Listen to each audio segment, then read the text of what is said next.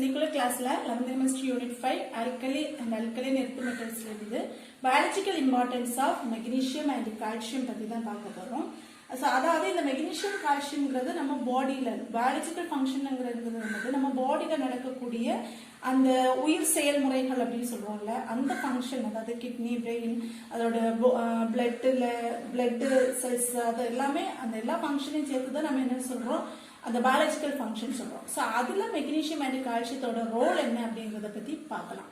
So first மெக்னீசியத்தோட importance என்னன்னு பாத்தீங்கன்னா, ஒரு ஹியூமன் பாடி இருக்கு, ஒரு சராசரியா ஒரு ஹியூமன் பாடியில எவ்வளவு கிராம் மெக்னீசியம்ங்கிறது 25 கிராம் கண்டிப்பா இருக்கணும். அதே மாதிரி கால்சியம் மினிமம் 1200 கிராம் நம்ம உடம்புல இருக்கணும்.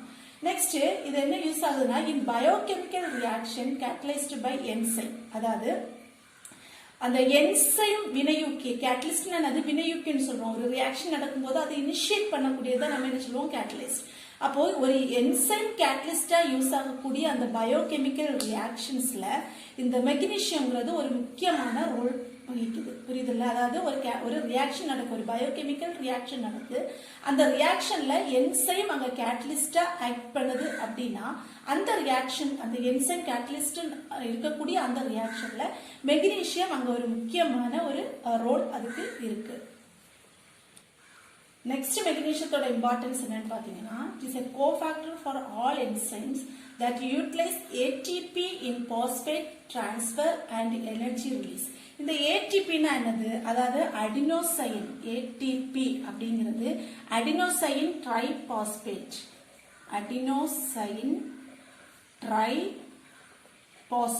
இதான் நம்ம என்னன்னு சொல்றோம்னா ATP அப்படின்னு சொல்றோம். ஸோ இந்த ஏடிபிங்கிறது நம்மளுடைய பயாலஜிக்கல் சிஸ்டத்துல ஒரு முக்கியமான பங்கு வகிக்கக்கூடியதான் யார், இந்த ஏடிபி. அதாவது என்ன பண்ணோம் அப்படின்னா, நம்ம சாப்பிடக்கூடிய சாப்பாடுல இருந்து நமக்கு எனர்ஜி கிடைக்குது. அந்த எனர்ஜியை ஸ்டோர் பண்ணி வச்சு அதை பாடியில தேவையான இடங்கள்ல அந்த எனர்ஜியை டிரான்ஸ்பர் பண்ணக்கூடிய ஒரு முக்கியமான வேலை செய்யக்கூடியது என்னது, இந்த ஏடிபி.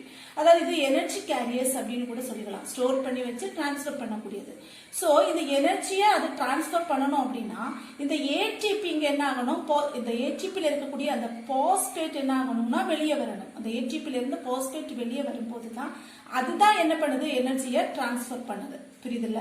அப்போ இதோட மெக்னீசியத்தோட ரோல் என்னன்னு பாத்தீங்கன்னா, அதாவது ATP in phosphate transfer and energy release, அதாவது ATP அந்த பாஸ்பேட்டை டிரான்ஸ்பர் பண்ணி அந்த எனர்ஜியை ரிலீஸ் பண்றதுக்கு என்சைம் கூட ஒரு கோஃபேக்டர் அதுக்கு கூட ஒரு சைட்ல ஒரு ஹெல்ப் பண்ற மாதிரி. சோ ஒரு கோஃபேக்டரா யாரு யூஸ் பண்றாங்க, மெக்னீசியம் யூஸ் ஆகுது. புரியுதுல்ல? நம்ம உடம்புல இருக்கக்கூடிய ஏடிபிங்கிறது எனர்ஜி கேரியர்ஸ் சொல்றோம்.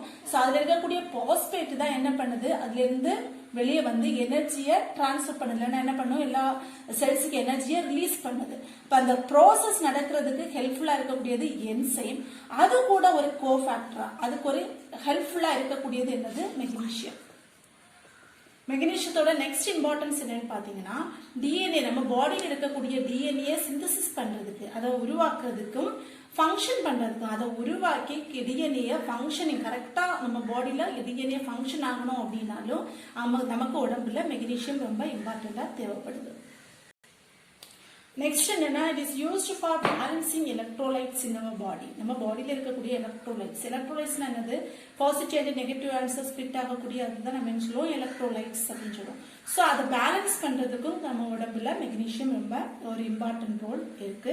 நெக்ஸ்ட், சப்போஸ் இந்த மெக்னீசியத்தோட அளவு நம்ம ஆல்ரெடி சொல்லியிருந்தோம்ல, மெக்னீசியம் அப்படிங்கிறது நமக்கு 25 கிராம் உடம்புல இருக்கணும். சப்போஸ் 25 கிராமை விட குறைஞ்சிடுச்சு, மெக்னீசியத்தோட அளவு குறைஞ்சிடுச்சு அப்படின்னா இது என்ன ஃபார்ம் பண்ணும், அதாவது இதனால வரக்கூடிய டிஃபிஷியன்சி என்னன்னு பாத்தீங்கன்னா, கன்வல்ஷன் அண்ட் நியூரோமஸ்குலர் இரிட்டேஷன். கன்வல்ஷன்ங்கிறது என்னது, வலிப்பு நோய்னு சொல்றோம்ல, அந்த மாதிரி வலிப்பு நோய் வர்றதுக்கு ஒரு முக்கியமான காரணமா இருக்கு. அதே மாதிரி நியூரோ மஸ்குலர் இரிட்டேஷன் அப்படிங்கிறது, நியூரோ அப்படிங்கிறது என்னது, நரம்புன்னு சொல்லுவோம் இல்லையா, மஸ்குலர் அப்படிங்கிறது தசை. அப்ப அந்த நரம்பு தசை இணைப்புல ஒரு மாதிரி எரிச்சல் மாதிரி ஏற்படுமா. அந்த எரிச்சல் ஏற்படுறதுக்கும் அந்த வலிப்பு நோய் வர்றதுக்கும் முக்கியமான காரணமா இருக்கக்கூடியது நம்ம உடம்புல மெக்னீசியத்தோட டிஃபிஷியன்சி. ஸோ நெக்ஸ்ட் மெக்னீசியத்தோட இம்பார்ட்டன்ஸ் பார்த்துட்டோம். அடுத்தபடியா என்னது, கால்சியத்தோட பயாலஜிக்கல் இம்பார்ட்டன்ஸ் என்னலாம் அப்படின்னு பார்க்கலாம். ஸோ இந்த கால்சியம் நம்ம அடிக்கடி கேள்விப்பட்டிருப்போம் இல்லையா, அந்த போன்ஸ், நம்மளுடைய எலும்பு ஸ்ட்ராங்கா இருக்கணும் அப்படின்னாலும், டீத் ஸ்ட்ராங்கா இருக்கணும் அப்படின்னாலும், டீத் நல்லா வளரணும் அப்படி ஸ்ட்ராங்கா இருக்கணும் அப்படின்னா நம்ம உடம்புல கால்சியம் ரொம்ப அதிகமா தேவை அப்படிங்கிறது தெரிஞ்சிருப்பீங்க.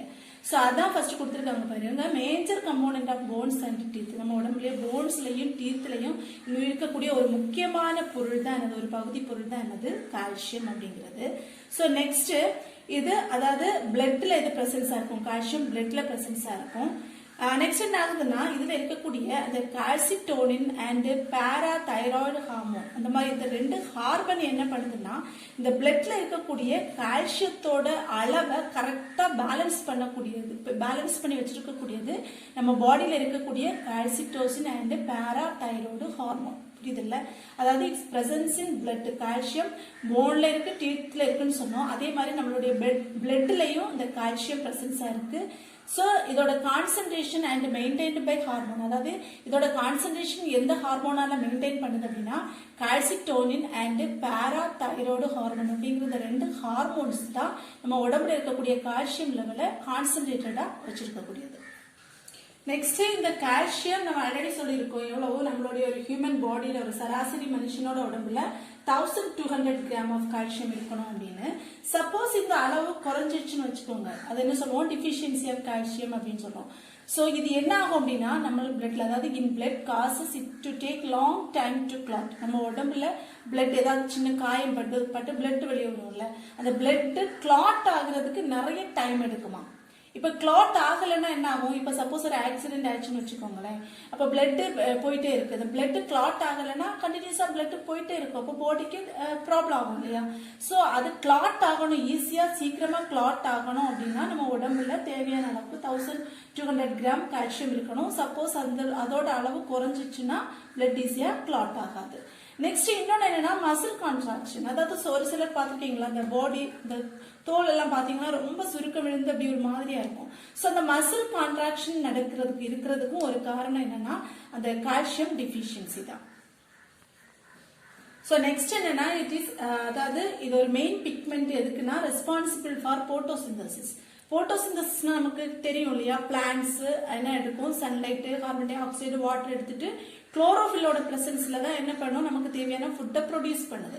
ஸோ அதுல முக்கியமா தேவைப்படக்கூடிய ஒரு பிக்மெண்ட் என்னன்னு பாத்தீங்கன்னா குளோரோஃபில். அது நமக்கு தெரியும், அந்த கிரீன் இதுல இருக்கக்கூடியதை நம்ம என்ன சொல்லுவோம், குளோரோஃபில் அப்படின்னு சொல்லுவோம். ஸோ அந்த குளோரோஃபில்ல முக்கியமா இருக்கக்கூடிய ஒரு பொருள் என்னன்னு பாத்தீங்கன்னா இந்த மெக்னீசியம். இதுல அப்போ பிளான்ட்ஸுக்கு போட்டோசிந்தசிஸ் இல்லைன்னா நமக்கு ஃபுட்டை ப்ரொடியூஸ் பண்ணணும் அப்படின்னா போட்டோசிந்தசிஸ் ரியாக்ஷன் நடக்கணும். அந்த ரியாக்ஷன் நடக்கிறதுக்கு முக்கியமான ஒரு பிக்மெண்டா இருக்கக்கூடியது குளோரோஃபில். அந்த குளோரோஃபில்ல முக்கியமா இருக்கக்கூடியது என்னன்னா மெக்னீசியம். ஸோ இதான் வந்துட்டு biological importance of calcium and magnesium. Hope you all understand this very well. Thank you.